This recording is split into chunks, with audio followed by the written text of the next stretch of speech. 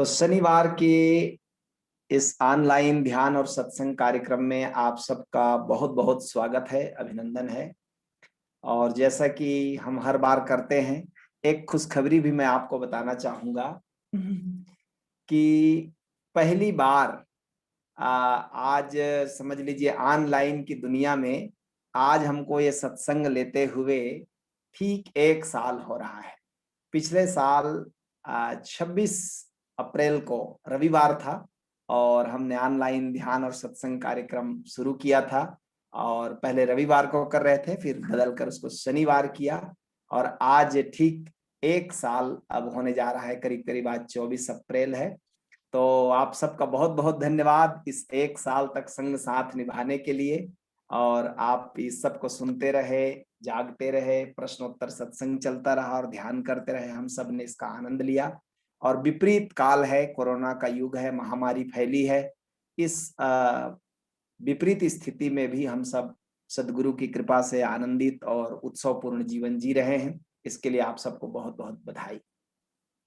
चलिए आज ध्यान के पहले कुछ सवालात हैं, उन पर बातचीत करता हूँ और फिर हम लोग आज एक अलग टाइप ध्यान करेंगे जो आपने पहले एक बार किया है, लेकिन मैं बताऊंगा नहीं वो क्या है। जब करेंगे तभी मजा आएगा, नहीं तो पहले से आप सोचने लग जाते हैं इसलिए ठीक है। तो पहला सवाल पूछा है माँ प्रेम साक्षी स्वाति पटेल दिल्ली से। कह रही हैं कि स्वामी जी, जो साधक या कोई व्यक्ति अपने अवचेतन में छुपी बातें जानना चाहता है तो वो क्या करे? सम्मोहन प्रज्ञा प्रोग्राम अगर ऑनलाइन होता है तो उसकी वीडियो क्या हमें अवलोकन के लिए मिल सकती है कि हम खुद के बारे में क्या जवाब दिया है हमने हमें मालूम पड़ सके? और क्या यह प्रोग्राम एक-एक पर्सन का अलग-अलग होता है, जैसे हिप्नोथेरेपिस्ट करते हैं अपने क्लिनिक में?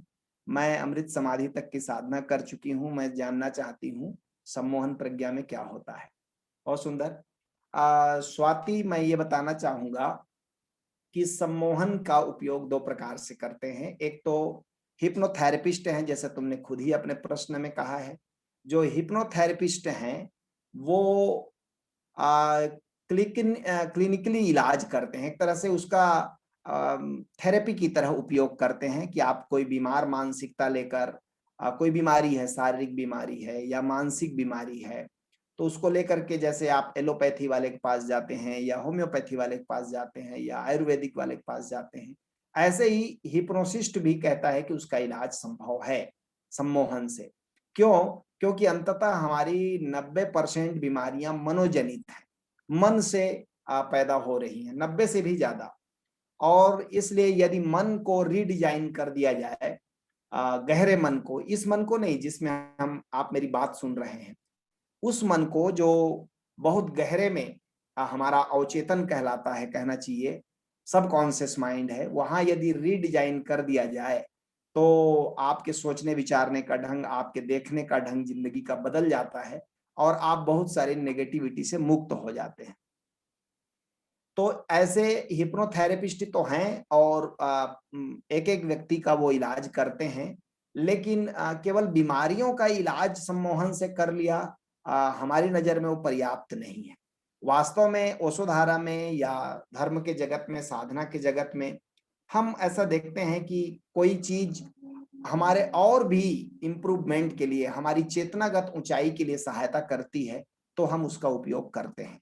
तो ओशो धारा में भी सम्मोहन प्रज्ञा उसी तरह उपयोग किया जाता है कि हम अपनी साधना को कैसे इम्प्रूव करें।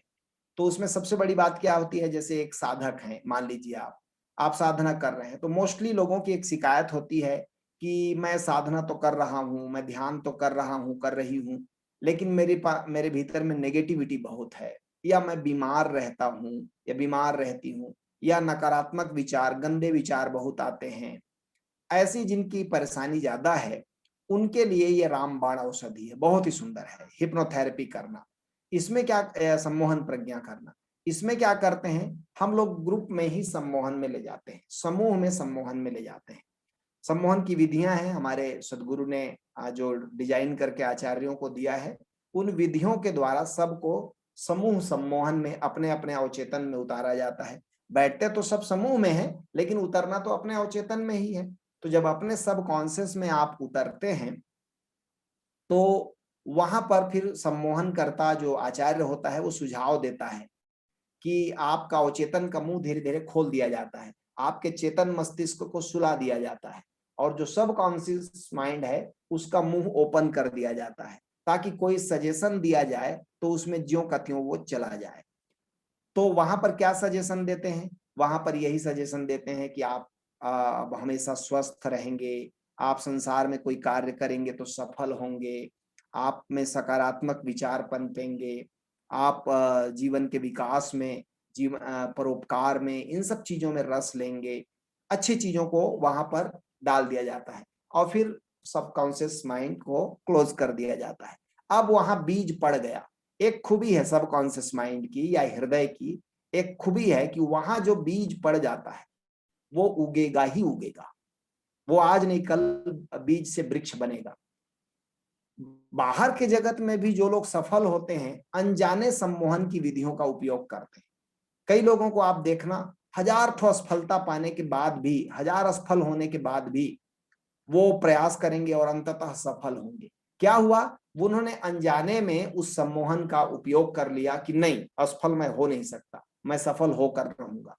तो ध्यान समाधि में भी सम्यक संकल्प के सत्र में हम लोग उसको सिखाते हैं कि कैसे आप अ, ऐसे संकल्प लें जो आपके सबकॉन्शियस में चला जाए। और वहां से खुद मैं शुरू में जब ध्यान करता था, तो नो डाउट हम लोग जिस माहौल में पले बड़े होते हैं वहां का सब संस्कार हमारे ऊपर छा जाता है। तो विचार बहुत आते थे, नेगेटिव थॉट्स आते थे। पर जब मैंने सम्मोहन किया तो मैंने देखा कि अचानक वो कपूर की तरह उड़ गए। कहाँ चले गए मुझे पता नहीं। ध्यान में बैठने पर फिर नकारात्मक विचार नहीं घेरते थे। तो मैंने पाया कि ये बहुत कारगर है, ये बहुत महत्वपूर्ण है कि यदि आप सम्मोहन प्रज्ञा को करते हैं और बाद में भी उस विधि का प्रयोग अपने साधना के दौरान करते हैं, तो आप धीरे-धीरे पाएँगे आपका सबकॉन्शियस माइंड साफ हो गया, सुंदर डिजाइन हो गया, पॉजिटिवली डिजाइन हो गया। तो उस सकारात्मकता में फिर आपका जीवन एक डिवाइन लाइफ हो जाता है। हाँ, आपने पूछा है कि क्या क्या-क्या मैंने कहा सम्मोहन में, तो मैं समझ सकता हूँ आपने माइकल न्यूटन की किताब पढ़ी होगी या उसके बारे में सुना होगा, इसलिए आप पूछ रही हैं कि जब हिप्नोसिस में ले जाते हैं तो जो सम्मोहित व्यक्ति है वो क्या जवाब देता है, उसकी रिकॉर्डिंग कैसे मिलेगी? तो नहीं, हम लोग ऐसा कुछ नहीं करते। हमारा उपाय केवल साधनात्मक दृष्टि से है कि आप साधना की दृष्टि से या संसार में सफल होने की दृष्टि से आप सम्मोहन का उपयोग कैसे कर सकते हैं, ये ओशोधारा में हम लोग सिखाते हैं सम्मोहन प्रज्ञा में। और ये प्रोग्राम ऑनलाइन भी होता है, क्योंकि आप अपने घर में बैठकर विधि के द्वारा धीरे-धीरे बहुत आसानी से अपने सबकॉन्शियस माइंड पर जा सकते हैं, वहाँ रीडिजाइन कर सकते हैं और फिर वापस कॉन्शियस माइंड में आ सकते हैं। इसको मैं एक बात और भी कहना चाहूँगा इस संबंध में कि विशेषकर 10वीं कक्षा के आसपास पढ़ने वाले विद्यार्थी, 10वीं, 11वीं, 12वीं या कॉलेज पढ़ने वाले विद्यार्थी, इनको ज़रूर करना चाहिए। क्योंकि जब हम 18 साल, 17 साल के होते हैं, तो उस समय हमारा कॉन्शियस माइंड बहुत सारी नेगेटिविटी से भरा रहता है। हमारे शरीर की प्रकृति में भारी बदलाहट आती है। हम किशोर अवस्था से युवावस्था में आते रहते हैं, तो शरीर और मन तेजी से बदलता है। हम समझ नहीं पाते कि क्या हो रहा है। तो उस अवधि में क्या चाहिए कि उस अवधि में यदि सम्मोहन प्रज्ञा मिले और आपकी पॉजिटिव डिजाइन कर दी जाए, तो उसका परिणाम बहुत ही अच्छा आता है। विशेषकर कैरियर बनाने में इसका उपयोग किया जा सकता है, क्योंकि मन एक शक्ति है। वो जो अवचेतन मन है हमारी क्या है, वहाँ अवचेतन मन कोई शंका नहीं करता, कोई डाउट नहीं करता। अवचेतन मन में कोई चीज़ डाल दी जाती है तो वो पूरा होकर रहेगा। सपोज़ आप उसमें डाल देते हैं कि मैं संसार में जो कैरियर बनाना चाहता हूँ, वो कैरियर मैं पा ही लूँगा।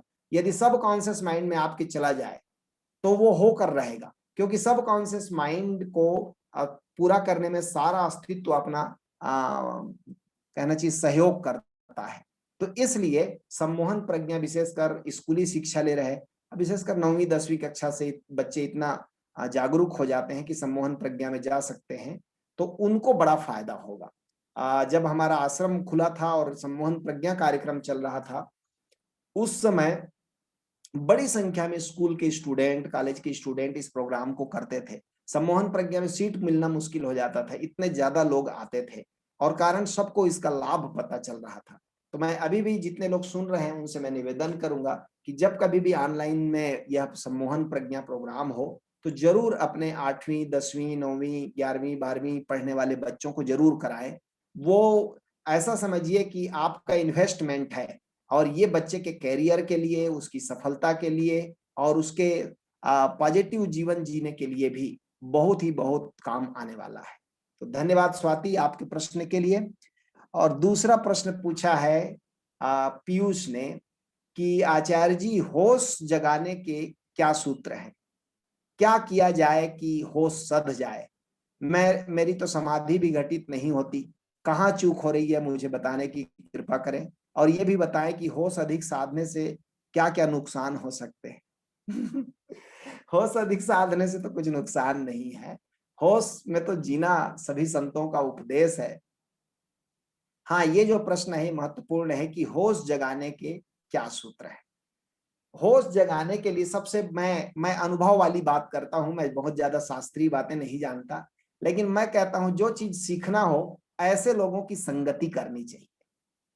सपोज आप मान लीजिए बहुत होश जगाने के लिए अकेले प्रयास करते हैं तो अकेले बहुत कठिन है, अकेले बहुत मुश्किल काम है ये। इसलिए जरा होश जगाने में लगे हुए लोगों का संग साथ कर लिया जाए या फिर जिनका होश जग गया है उनका संग साथ कर लिया जाए तो ये काम आसान हो जाता है। इसी पर हमारे देश में सदगुरु की अवधारणा चलती है। सदगुरु बनाने का क्या मतलब होता है? सदगुरु बनाने का मतलब होता है एक ऐसे व्यक्ति के संग साथ हूं मैं जो परिपूर्ण रूप से होश में जीता है। तो धीरे धीरे आपने सुना भी है कि संगत में गुण आत हैं, संगत में गुण जात, है ना? जिसकी हम संगति करते हैं धीरे धीरे वैसे हो जाते हैं। तो इसलिए किसी न किसी सदगुरु का संग कर लेना ठीक है होश जगाने के लिए। दूसरा, संघ, ऐसे ऐसे काम में लगे हुए लोगों का संग साथ बड़ा काम देगा। जैसे अब ओशोधारा में ओशोधारा एक संघ है, बहुत से लोग ओशोधारा में हैं, समझ लो 50,000 लोग हैं, ठीक है। अब 50,000 लोग ओशोधारा में क्या कर रहे हैं? ये सब एक ही उद्देश्य से वहां आए हैं, होश जगाने के लिए, अपने परिपूर्ण खिलावट के लिए, अवेयरनेस के लिए। अब इस संघ में आप रहेंगे तो आप ज्यादा दिन बेहोश नहीं रह सकते, आपको धीरे धीरे होश साधना ही पड़ेगा। अनजाने शोध होश साधना शुरू हो जाएगा किन्हीं किन्हीं कारणों से, किन्हीं किन्हीं रास्तों से, कोई ना कोई। क्योंकि ओशोधारा में जितने लोग हैं वो और किन्हीं कारण से नहीं जुड़े हैं ना, हम लोगों को कोई अन्य कोई गोल नहीं है। हमारा एक ही गोल है कि कैसे हम अवेयरनेस को साध लें, कैसे हम आत्मा के प्रति, परमात्मा के प्रति जाग जाएं, उसे जान लें, उसमें जीना शुरू करें। हम सबका उद्देश्य एक है। अब इस ग्रुप में, इस संघ में कोई व्यक्ति आएगा तो वही व्यक्ति आएगा जो होश जगाने को आतुर है। इसलिए सदगुरु का साथ, संघ का साथ बड़ा महत्वपूर्ण कहना चाहिए, एक तरह से सहारा है होश जगाने के लिए। और तीसरी बात कि होश जगाने का उपाय छोटे छोटे चीजों से शुरू करें। एकदम आप मान लीजिए बैठ गए और अब आप कहेंगे अब मैं आत्मा के प्रति जागे रहूं, ये बड़ा कठिन मामला है। शुरुआत सरल से करें। मैं हमेशा रिकमेंड करता हूं लोगों को जो साधना में जुड़ते हैं उनको, क्योंकि मैं खुद भी उसी चीज का पक्षधर हूं कि सरल से शुरुआत करें, कभी भी कठिन से शुरुआत मत करें। कठिन से शुरुआत करने पर असफलता हाथ लगी तो आप मायूस हो जाएंगे। सरलता में क्या होती है, छोटी छोटी सफलता मिलती है, छोटी छोटी सफलता हमें मोटिवेट करती है भीतर से कि हाँ मैं कर सकता हूँ, ये मेरे से हो सकता है। इसलिए छोटी छोटी बातों से शुरू करना चाहिए। अब होश साधने का सरलतम उपाय क्या है? जैसे आप खाना खा रहे हैं, अब खाना हम रोज खाते हैं, 2 टाइम या 3 टाइम खाना खाते हैं। सबसे सुंदर होश साधने का सरलतम पहला चरण होना चाहिए भोजन, कि भोजन करते समय कुछ और मत करें, होश पूर्वक भोजन करें। पुराने जमाने में भारत में रिवाज था कि भोजन करते समय लोग बात नहीं करते थे, आपसी चर्चा नहीं करते थे, मौन रहते थे। वो मौन रहने का एक ही अर्थ था कि उस समय होश पूर्वक भोजन किया जा रहा है, स्वाद लिया जा रहा है, ठीक है। अन्न ब्रह्म है और ब्रह्म के साथ तो मौन ही हुआ जाता है। अब मौन होकर आप खा रहे हैं, समझो इसमें एक आदमी मौन होकर होश पूर्वक खाना खा रहा है इसमें, और एक आदमी टीवी देखते देखते ऐसे कुछ भी भर दे रहा है, डाल दिया कीड़ा मकोड़ा, कुछ भी गया डाले में चला गया। अब उसके खाने में और इसके खाने में अंतर तो होगा। एक आदमी ने डाल दिया ऐसे ही, और एक आदमी होश पूर्वक, प्रेम पूर्वक, स्वाद पूर्वक भोजन किया, तो निश्चित ही वो भोजन उसके लिए ज्यादा पुष्टिकारक होगा, ज्यादा पौष्टिक होगा। और एक आदमी ने डाल दिया, तो हो सकता है वो ठीक से पचे भी मत खाना, या पता नहीं क्या चला गया, उसने देखा नहीं कि खाना बनाने वाले का बाल चला गया, कि कोई कीड़ा मकोड़ा चला गया, तो टीवी देखने में मगन है और खा गए, तो कुछ भी चला गया भीतर। तो एक छोटा सा चीज भोजन करना, यहां से शुरुआत करें। सपोज आप नहा रहे हैं, अब नहाना बिल्कुल कोई काम नहीं है, वो एक तरह से भारत में कम से कम आनंदपूर्ण कृत्य है। ठंड जगह में मैं नहीं कहता कि वो बड़ा आनंदपूर्ण है, लेकिन भारत गर्म देश है, यहाँ 8 महीने जम के गर्मी पड़ती है, नहाना यहाँ मौज है। तो आप 5 मिनट में जल्दी जल्दी नहा के बाहर निकल जाते हैं। नहीं, ये ठीक नहीं है। जरा 10 मिनट लीजिए, 15 मिनट लीजिए, बड़े आराम से नहाइए, पानी को फील करिए, है ना। तो थोड़ा सा होश जगा, है ना, नहाने के प्रति एक होश जगा कि उस समय आपको कैसा महसूस होता है त्वचा में जब पानी पड़ती है तो, और कैसे लगता है। ये सारा चीज धीरे धीरे छोटे छोटे होश को जगाने का उपाय है। फिर कभी कभी खाली बैठकर अपने शरीर को भीतर से देखें। होश का ये और थोड़ा सूक्ष्म हो गया कि बैठ गए खाली, जरा अपने शरीर को भीतर से कल्पना की नजर से देख रहे हैं कि मैं कहाँ हूं, मैं कौन हूं। इस शरीर को मैं हूं कहता हूं, मैं कहाँ हूं शरीर में, क्या चीज है जो बोलता है, सोचता है, क्या है भीतर जो सब कुछ जानता है। इतना बड़ा डिजाइन अपने आप स्वचालित कैसे है कि हम खाना डालते हैं पच जाता है, खून अपने आप दौड़ता है, सांस अपने आप चलता है, किसकी उपस्थिति में हो रहा है, कौन है भीतर। तो होश का एक आयाम आपने और पार किया। ऐसे छोटे छोटे चीजों से शुरू करें। फिर आप कभी बैठ जाते हैं, जब इतना होश सद गया तो कभी बैठ करके विचारों को देखते हैं, सांस को देखते हैं। ऐसे सूक्ष्म चीज, अब सांस बड़ा सूक्ष्म चीज हो गया, शरीर तो स्थूल है कि चलो स्थूल को आपने भीतर से देखा। फिर सांस तो सूक्ष्म है, दिखाई भी नहीं पड़ता, फिर सांस के प्रति जागे।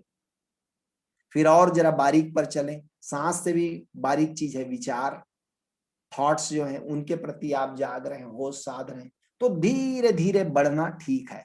फिर तो आप पाएंगे धीरे धीरे कि आप निराकार के प्रति भी जागने लगे। फिर तो आत्मा क्या है इसे भी आप जानने लगे, जागने लगे। फिर तो और भी होश का जो चरम होता है कि आप जान पाते हैं कि अस्तित्व क्या है, मैं कौन हूं, मैं ही अस्तित्व हूं। एग्जिस्टेंस और मैं अलग नहीं है, ठीक सागर और लहर की तरह एक ही तत्व है, बस रूप अलग हो गया है। ये सब जब आप जानते हैं, उस होश की ऊंचाई में आपके जीने का ढंग बदल जाता है। उस होश की ऊंचाई में आपके व्यवहार बदल जाता है। उस होश की ऊंचाई में आप एक तरह से कहना चाहिए अस्तित्व ही होते हैं, आपसे शुभ ही होता है। इसलिए होश को साधने के लिए कहा जाता है। और धीरे धीरे ये सबको सीखना चाहिए। इसी को सदगुरु या परम गुरु ओशो हमारे कहते हैं ध्यान सीखो। ध्यान में हम क्या करते हैं, होश का ही प्रयोग करते हैं। ध्यान का मतलब है अब ये जो ऊर्जा बाहर जा रही है वस्तुओं के प्रति, बाहर दौड़ रही है, उसको भीतर की तरफ लौटा लेना, भीतर की तरफ अपने मोड़ लेना। तो जैसे जैसे आप भीतर की तरफ मोड़ते हैं, क्या करना पड़ेगा, एक ही चीज करना पड़ेगा, अब जागरूक होना पड़ेगा, क्योंकि भीतर तो बड़ा सूक्ष्म से सूक्ष्म होता चला जाता है। तो इसलिए आप जब पूछ रहे हैं कि होश जगाने के लिए क्या किया जाए, तो छोटे छोटे चीजों से शुरू किया जाए। पहली बात, बड़े स्थूल से शुरू किया जाए, किसी संघ के साथ हो लिया जाए, किसी सदगुरु के साथ हो लिया जाए। फिर धीरे धीरे छोटे छोटे चीजों में अपने दैनिक जीवन के व्यवहार में होश को जगाया जाए, और आप पाएंगे ऐसे खेल खेल में आपने एक बड़ा अचीवमेंट कर लिया। जो होश को जगाने में लोगों को बड़ा कठिन मालूम पड़ता है, आपने खेलते हंसते नाचते गाते धीरे धीरे वो गोल को पूरा कर लिया। फिर आपने पूछा है मेरी समाधि घटित नहीं होती। ऐसा जितने लोग हमारे समाधि प्रोग्राम करते हैं उनमें से 50% लोग ये जरूर बोलते हैं। और कारण क्या होता है, मैं मजेदार बताता हूं आपको। क्या आपको पता है कि समाधि घटित होती है तो कैसा लगता है? नहीं पता, इसलिए आप कहते हैं समाधि घटित नहीं होती। समाधि को समझे नहीं है, इसलिए आपको लगता है समाधि घटित नहीं होती। असल में क्या होता है, हमारा मन दो चीजों से परिचित है। जागरूकता से परिचित है कि बाहर के जगत में हम जागे हैं, इससे हमारा परिचय है।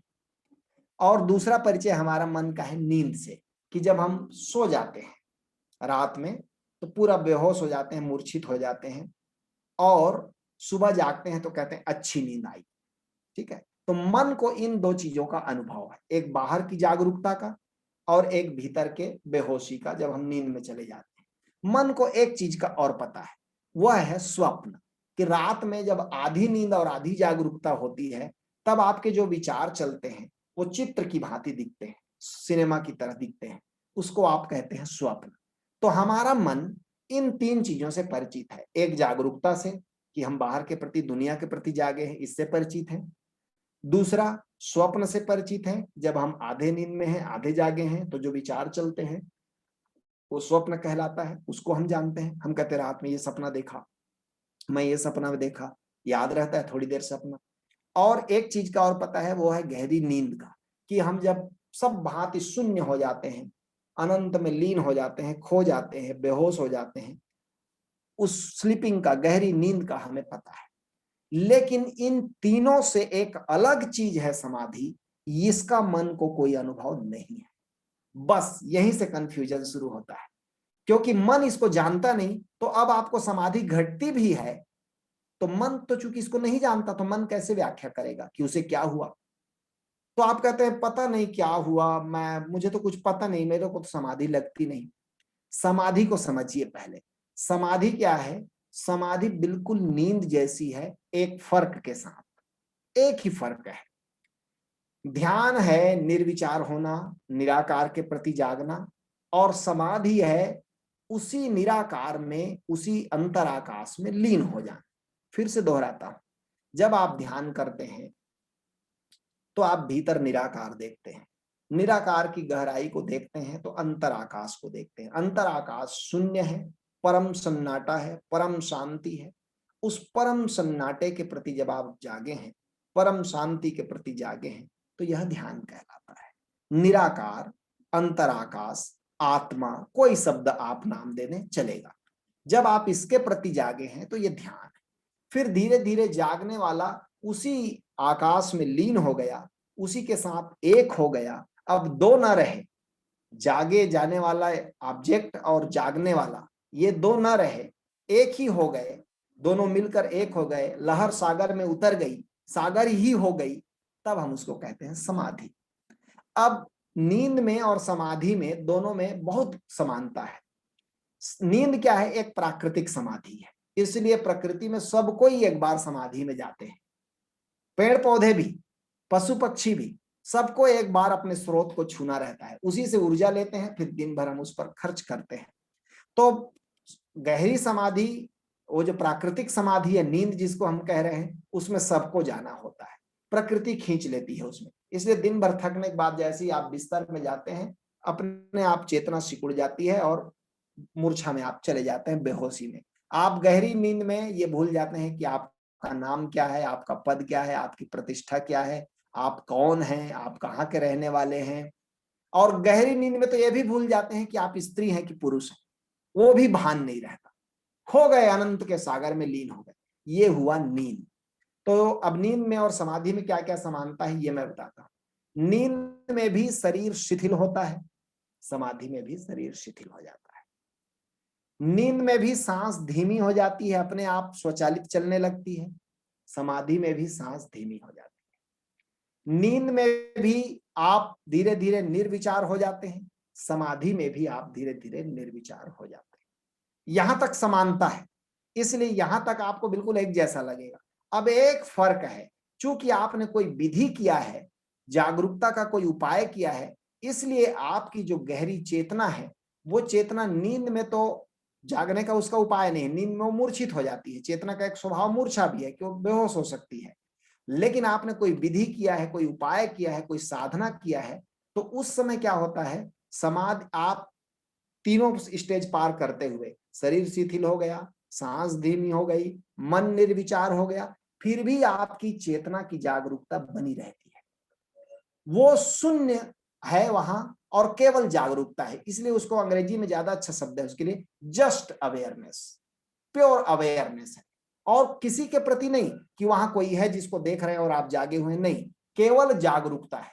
वो जो भीतर का आकाश है वह स्वयं चैतन्य है, और आप वही हो गए हैं। इस अवस्था का नाम समाधि है। अब चूंकि 3 स्टेज तक एक जैसे हैं, इसलिए आप कहते हैं मुझे नींद आ गई।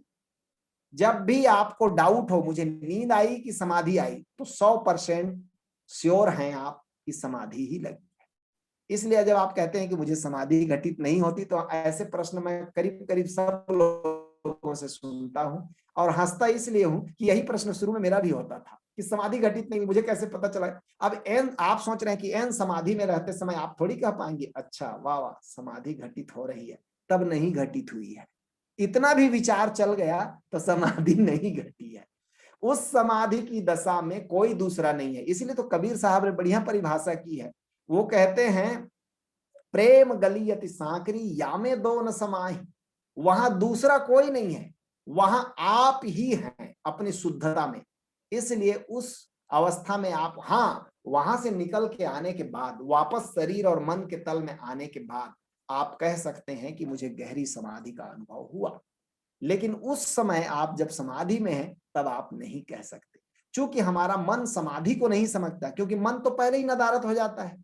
समझो जिस इंस्ट्रूमेंट को आप कह रहे हैं इसको समझा दीजिए कि समाधि क्या है, वो इंस्ट्रूमेंट खुद ही गायब हो जाता है समाधि में। ये मजेदार चीज है। मन ही नहीं रहता तो वो समाधि को जानेगा कौन। हाँ, लेकिन एक चैतन्य को ये आभास वहां से एक उसकी झलक जैसी मन तक आ जाती है कि आप अनुमान कर सकते हैं कि हाँ। और उसका अनुमान करने का एक कारण भी है कि जब जब आप समाधि से लौटेंगे तो एक ताजगी, एक फ्रेशनेस और एक प्रज्ञा, एक समझ की गहराई का अनुभव आपको होगा। ये थोड़ा सा जैसे जैसे प्रैक्टिस बढ़ेगा तब तब आपको मालूम पड़ेगा कि समाधि से लौटने के बाद आपकी प्रज्ञा, आपकी समझ, आपकी बुद्धिमत्ता, आपका होश एक नई ताजगी के साथ उभरता है। इसलिए हमारे देश में तो ये कहा जाता था कि समाधि के बिना कोई प्रतिभाशाली नहीं हो सकता। यदि प्रतिभा को जन्माने का कोई एकमात्र उपाय है तो वो समाधि है। इसलिए हम लोग हिंदी साहित्य में पढ़ाते हैं, हिंदी के प्रोफेसर हैं, इसलिए तो कहते हैं कविता कौन लिख सकता है, काव्य की रचना कौन कर सकता है। तो हम लोग कहते हैं 3 कारण तो सब आचार्य बताते हैं। वो कहते हैं प्रतिभाशाली व्यक्ति, जन्मजात कोई प्रतिभाशाली है, कवि गुण लेकर पैदा हुआ है तो कविता लिख सकता है। फिर बहुत सारा शास्त्र अध्ययन किया है वो भी लिख सकता है। फिर जो प्रैक्टिस करता है निरंतर लिखने का वो भी अभ्यास के कारण लिख सकता है। लेकिन जो समझदार आचार्य थे, जो बोधपूर्ण आचार्य थे, उन लोगों ने एक चीज और जोड़ा कि जो समाधि घटित होगी तब भी आदमी काव्य रचना करेगा। इसलिए आप एक वो बहुत सुंदर संयोग पाएंगे कि मध्यकाल के अधिकांश संत जो बिना पढ़े लिखे जीवन जी रहे थे, बेपढ़े लिखे लोग थे, निरक्षर थे और समाधि का अनुभव कर लिया, वो लोग कविता करने लगे। आश्चर्य की बात है। कबीर साहब पढ़े लिखे नहीं है पर उनके कविता की टक्कर में किसी की कविता ठहरती नहीं। कितने मध्यकाल के संत हैं जो बिल्कुल निम्न वर्ग से बेचारे आते थे, गरीब वर्ग से आते थे, सेना नाई परिवार से आते थे, भीखा, बहुत सारे संत, मैं नाम गिनाऊंगा तो लंबा हो जाएगा, लेकिन बहुत सारे मध्यकाल के संतों को आप पढ़े जो गरीब परिवारों से आते थे, जो पढ़े लिखे नहीं थे, और उनके काव्य पर ओशो ने प्रवचन किया है। क्या हुआ, उनको समाधि का अनुभव हुआ, समाधि के बाद जो प्रतिभा जगी उससे काव्य का अवतरण हुआ। खुद हजरत मोहम्मद पैगंबर साहब बेपढ़े लिखे थे और कहते हैं पहली दफा उनको समाधि उतरी तो कहा कविता उतरने लगी, आयतें उतरने लगी, कुरान की आयतें उतरने लगी। तो और उससे भीतर से खुद आवाज आती थी कि पढ़ो इस कविता को, इसको बोलो। तो वो डर गए और अपनी पत्नी को कहा कि मैं कुछ विचित्र हो रहा है मेरे साथ। तो उनकी पत्नी ने पूछा कि क्या हो रहा है। तो बोले, मोहम्मद साहब ने जो कहा वो बड़ा मजेदार है। बोले या तो मैं पागल हो गया हूं या मैं कवि हो गया। समाधि उतरी तो ये शब्द थे उनके कि या तो मैं पागल हो गया हूं या मैं कवि हो गया। और यही बात सच है। इसलिए हमारे यहाँ ऋषि शब्द का अर्थ होता है जो समाधि के से लौटने के बाद जो कविता करता है वो ऋषि। इसलिए वेद, उपनिषद, स्मृति ग्रंथों के रचयिता ऋषियों को हम बड़ा मूल्य देते हैं। क्यों? क्योंकि ये सब काव्य की ऊंचाई को इसलिए छुए कि उन्होंने समाधि का अनुभव किया। तो इसलिए समाधि में जो जाएगा उसकी प्रतिभा बढ़ने लगेगी, उसका होश बढ़ने लगेगा, उसके जीवन शैली बदलने लगेगी, उसने सोचने विचारने का ढंग बदलने लगेगा। ये भी एक लक्षण है कि यदि आप रोज समाधि में जाते हैं, 1 बार या 2 बार, तो आप धीरे-धीरे उसके रिजल्ट के द्वारा जान सकते हैं कि आपको समाधि लग रही है। और उस समय तो आप जैसे समाधि से निकलेंगे तो एक फ्रेशनेस, एक ताजगी महसूस होगी, उससे तुरंत जान सकते हैं। लेकिन ऐसा बिल्कुल मत अपने को हिप्नोटाइज़ कीजिए, अपने मन में ये बातें मत डिज़ाइन कीजिए पीयूष जी कि मुझको तो समाधि घटित नहीं होती। ये कौन कह रहा है? ये हमारा बदमाश मन कह रहा है, जिसको खुद ही पता नहीं है। वो खुद एब्सेंट हो जाता है समाधि के समय। वो व्याख्या कर रहा है, तो उसकी व्याख्या का कोई मूल्य नहीं है। फिर आप पूछते हैं कहाँ चूक हो रही है? समाधि को समझने में चूक हो रही है। समाधि के बारे में और ज़रा जानें, और ज़रा चिंतन-मनन करें, और ज़रा समाधि के लक्षण ज़रा शास्त्रों में भी पढ़ें, तब आप पाएँगे कि आपको समाधि लग रही है। समाधि तो बिल्कुल नींद जैसी है, बिल्कुल 99% नींद जैसी है। बस 1% फ़र्क है, वो है जागरूकता का। लेकिन उस 1% के फ़र्क के कारण बहुत फ़र्क आ जाता है। चलिए, एक प्रश्न और है। घनश्याम पूछ रहे हैं कि स्वामी जी कि बुद्ध पुरुष जब अपने शिष्यों से प्रेम करता है, तो वो प्रेम कैसा होता है? तो ये तो बुद्ध पुरुष बनकर ही जाना जा सकता है, घनश्याम भाई। आप कहते हैं प्रेम में विरह है, प्यास है, तड़प है, और फिर कहते हैं परमात्मा भी प्रेम है। तो क्या परमात्मा में भी ये सब रहता है? विरह, तड़प, प्यास? नहीं, देखो, हम जिस प्रेम को जानते हैं ना, उसी के आधार पर हम अनुमान कर रहे हैं। वो नहीं चलेगा। एक बुद्ध पुरुष का प्रेम क्या होता है? वो कैसे प्रेम करता है? ठीक से सुनना जो शब्द बोल रहा हूं उसको। बुद्ध पुरुष प्रेम नहीं करता, बुद्ध पुरुष प्रेम होता है। फिर से दोहराऊं, बुद्ध पुरुष प्रेम नहीं करता, वो साक्षात प्रेम होता है। आप उसके पास जाओगे तो आप उसमें नहा जाओगे। वो एक्टिव प्रेम नहीं करता, एक्टिव प्रेम करेगा तो थक जाएगा। कितने लोगों को आई लव यू कहेगा? आप सोचिए जरा, मुश्किल में पड़ जाएगा। नहीं, वो साक्षात प्रेम होता है। वो अपने रस में जी रहा है, उससे वो ठीक ऐसे ही है जैसे हम कहें कि फूल कैसे सुगंध देता है। तो फूल सुगंध नहीं देता, फूल से सुगंध झरता है। ऐसे ही बुद्ध पुरुष से प्रेम झरता है। आप उसके पास बैठते हो, आप उसके चरणों में बैठने का आनंद लेते हो, तो आप उस प्रेम से नहा जाते हो। आप उसके विरोध में रहते हो तो आपको उस सुगंध नहीं मालूम पड़ेगा, आप उसके प्रेम को नहीं समझ पाएंगे। लेकिन जिस प्रेम को हम जानते हैं संसार में, वहां प्रेम कम है। वहां प्रेम के द्वारा दूसरे का शोषण कर लेना, दूसरे का उपयोग कर लेना का भाव ज्यादा होता है। ये प्रेम का बड़ा क्षुद्र रूप है। फिर प्रेम का एक और रूप है जहां देने का भाव आता है कि हम एक्टिव प्रेम किसी से करते हैं कि हाँ, जैसे कि आप अक्सर फिल्मों में आपने देखा होगा कि मैं तुम्हारे बिना जी नहीं सकता, कि तुम्हारे लिए जान दे दूंगा। ये वाला जो प्रेम है ना, ये कुछ दिन तक रहता है। फिर थोड़े ही दिन में ये जुमला बदल जाता है कि मैं तुम्हारे संग नहीं रह सकता, मैं तुम्हारी जान ले लूंगा, ऐसा भी हो जाता है। समझ रहे हैं? इस प्रेम का बदलते देर नहीं लगता, क्योंकि ये मन से पैदा हुआ है। ये ज्यादा गहराई नहीं है, इसकी जड़ें नहीं है, तो ये जल्दी उखड़ जाएगा। इसलिए तो जो लोग ज्यादातर आई लव यू कहते हैं, वो फिर शादी के बाद रोज झगड़ा होता है इस बात पर कि आज फिर आलू, रोज आलू बन रहा है, इसी पर झगड़ा हो जाएगा। तो आप जिस प्रेम को हम संसार वाले जानते हैं, वहां प्रेम की मात्रा बड़ी कम है, वासना की मात्रा बहुत ज्यादा है। इसलिए इस प्रेम में दुर्गंध है, इसलिए यह प्रेम खराब होता है, इसलिए यह प्रेम दुखदाई होता है। लेकिन एक प्रेम, जैसे जैसे आप साधना करते हैं, आप अपने हृदय के तल पर उतरते हैं, आपके अनाहत चक्र में जब ऊर्जा आती है, तब आपका स्वभाव धीरे धीरे प्रेम होने लगता है। फिर तो जो भी सामने आता है वही उस प्रेम में नहा जाता है। फिर आपका प्रेम किसी खास व्यक्ति के लिए लोकेटेड नहीं होता, खास व्यक्ति को टारगेट नहीं करता। अब फूल थोड़ी कहता है कि मैं सुगंध तो दूंगा, पर फलाने के नाक को दूंगा, इस नाक को नहीं दूंगा, ऐसा नहीं कहता। फूल का सुगंध झर रहा है, जो नाक लेकर जाएगा वो उसका सुगंध पा लेगा। ऐसे ही बुद्ध पुरुष का जो प्रेम है, वो किसी खास के लिए नहीं होता कि इसको तो मैं प्रेम करूंगा, इसको प्रेम नहीं करूंगा।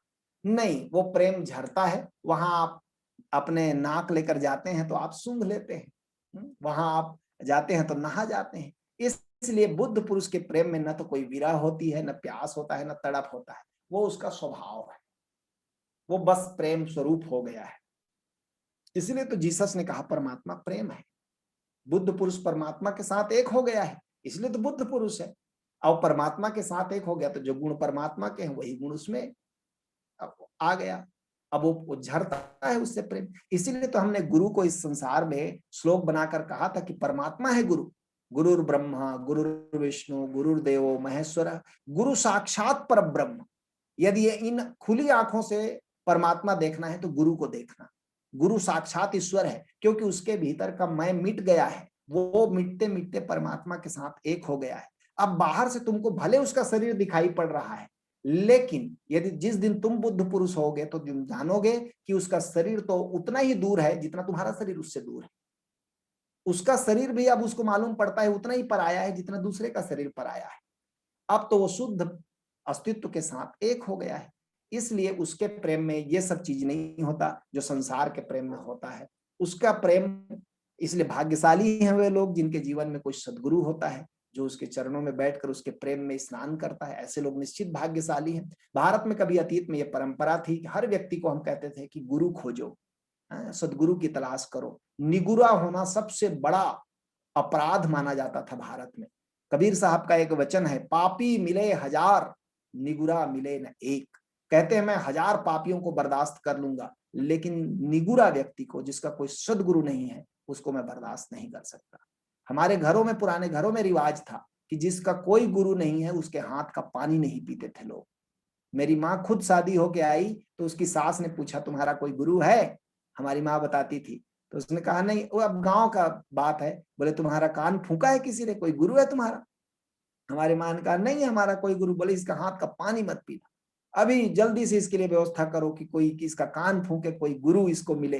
तो फिर हमारा जो कुल गुरु था, जो हमारे परिवार में सबका कान फूंकता था, उस व्यक्ति को बुलाया गया और पहले उसका कान फूंकवाया गया, गुरु बनवाया गया। भले ही ढकोसला ही सही, लेकिन एक फॉर्मेलिटी निभाया गया, तब उसको किचन में जाने दिया गया। ये लेकिन इस अंधविश्वास के प्रति भी एक विज्ञान काम करता था। वो विज्ञान था कि तुम्हारे जीवन में कोई काउंसलर है कि नहीं, कोई सदगुरु है कि नहीं, कोई तुम्हारे जीवन को दिशा देने के लिए अच्छे सुझाव देने वाला व्यक्ति, तुम्हारे जीवन को विकसित करने वाला कोई व्यक्ति है कि नहीं।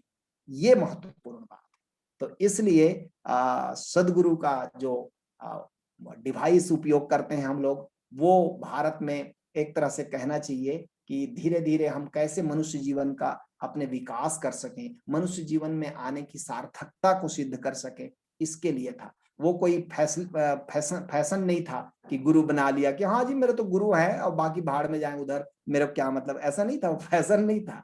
वो ये वास्तव में हमारे देश में एक गहरी समझ पैदा हो गई थी कि बिना सदगुरु के हम अपने मनुष्य जीवन की सार्थकता को नहीं पा सकते। तो चलिए, समय ध्यान का है। आखिरी प्रश्न एक लाइन में, फिर इसका उपयोग हम ध्यान में करेंगे। हीना ने पूछा है, हीना मीरी ने, कि ओशो का पूरे संसार के लिए क्या संदेश है? पूरे संसार के लिए एक ही संदेश है ओशो का कि होश में जियो, प्रेम में जियो, आनंद में जियो। तुम खिलने के लिए आए हो। तुम्हारे भीतर का फूल जो है वो परमात्मा होने के लिए आया है, और अभी मनुष्य ही ठीक से नहीं हो पाया है। यही बड़ा चैलेंज है। इसलिए सब लोगों के लिए ओशो का एक संदेश है कि तुम अपने को जाने बिना इस संसार से विदा मत होना।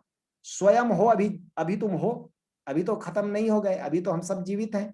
तो अभी हो और अभी अपने को जान सकते हो। इसलिए स्वयं को जानने में सारी ऊर्जा को लगाओ। स्वयं को जानकर विदा होगे, शरीर छोड़ोगे, तो शरीर छोड़ने में भी मजा आएगा। और यह जानकर तुम विदा होगे कि तुम कहीं विदा नहीं होते, तुम शाश्वत चैतन्य हो। इस बात को जान लेना। इस बात को मानना नहीं है, इस बात को जानना है। इसलिए अलग अलग ध्यान की विधियों में, अलग अलग समाधि की साधना में, ओशोधारा के सारे कार्यक्रमों में हम एक ही बात सिखा रहे हैं, जो ओशो का संदेश है कि जाग कर जियो, होश पूर्वक जियो, प्रेम पूर्वक जियो, आनंद पूर्वक जियो, उत्सव पूर्वक जियो, और जीने का मजा लो। जो आदमी जीने का मजा लेगा वही आदमी मरने का भी मजा लेगा, और मरकर भी पाएगा कि मरता कुछ नहीं है। हम शाश्वत चैतन्य हैं, न कहीं आते न कहीं जाते। केवल एक कहना चाहिए, पूरा अस्तित्व जिस उत्सव में लीन है, उस उत्सव की हम अभिव्यक्ति हैं। ये जानकर जब आप आओगे ना, तो फिर जीने का भी मजा है और मरने का भी मजा है। यही ओशो का मैसेज है हर व्यक्ति के लिए। और किसी व्यक्ति को परमात्मा ने कम नहीं बनाया है। सबको बराबर पोटेंशियलिटी, बराबर संभावना दी है कि हर व्यक्ति जाग सकता है, हर व्यक्ति अपने को जान सकता है। थोड़ा सा प्रयास, थोड़ा सा साधु का संग, थोड़ी सी विधियां, थोड़े से उपाय और हंसते खेलते नाचते गाते ये यात्रा पूरी हो सकती है। हम अद्भुत युग में जी रहे हैं। ओशो के बाद, ये बात मैं केवल इसलिए नहीं कहता कि मैं ओशो को प्रेम करता हूं इसलिए, लेकिन जैसे जीसस के आने के बाद समय को दो स्पष्ट खंडों में बांट दिया गया, ईसा पूर्व और ईसा के पश्चात, ऐसे ही ओशो के आने के बाद मनुष्य की चेतना में स्पष्ट दो खंड हो गए हैं। ओशो के पहले का जो आदमी था, जो जीवन शैली था, जो समझ की ऊंचाई थी, वो और ओशो के बाद जो समझ की ऊंचाई है और जो मनुष्य का जीवन शैली है, वो स्पष्ट रूप से दो भाग में विभाजित हो जाता है। ओशो को पढ़ने के बाद कोई व्यक्ति मूढ़ नहीं रह सकता। ओशो को पढ़ने के बाद कोई व्यक्ति मूर्छित जीवन नहीं जी सकता। ओशो को पढ़ने में ही धीरे धीरे वो ये भीतर परिवर्तन आना शुरू हो जाता है कि जागरूकता परम मूल्य है। प्रेम में जीना, आनंद में जीना, उत्सव में जीना, ये जीवन एक गिफ्ट की तरह हमें मिला है, उपहार की तरह मिला है। ये दुख देने के लिए किसी सैडिस्ट आदमी के दिमाग की उपज नहीं है कि आपको दुख देने के लिए उसने पैदा कर दिया, आप मर रहे हो, चिल्ला रहे हो, चीख रहे हो तो उसको मजा आ रहा है। बिल्कुल नहीं, ये जीवन परम उत्सव है। आदमी को हटाकर देखो, पूरा अस्तित्व आनंदपूर्ण है। ऐसे ही आनंदपूर्ण मनुष्य हो सकता है, क्योंकि मनुष्य सर्वश्रेष्ठ फूल है पूरे अस्तित्व का। लेकिन भूल गया है, भ्रम में आ गया है। जागने की बात है, बस थोड़ा सा नींद में चला गया है, उसको थोड़ा झकझोरने की बात है। तो ओशो जैसे लोग झकझोरने के लिए आते हैं कि जागो, जागो, तुम सम्राट हो, तुम कहाँ भिखारी की तरह बैठे हो और एक एक पैसे के लिए लला रहे हो। तुम खुद ही राजा हो, तुम खुद ही सम्राट हो। हर व्यक्ति, परमात्मा खुद सम्राट है, उसके फैक्ट्री में सम्राट ही पैदा होते हैं, भिखारी पैदा नहीं होते। इस बात को जो जानकर जीता है, मस्त होकर जीता है। तो चलिए आज ध्यान करेंगे, आज एक मजेदार ध्यान करेंगे। फेसबुक के मित्रों को धन्यवाद।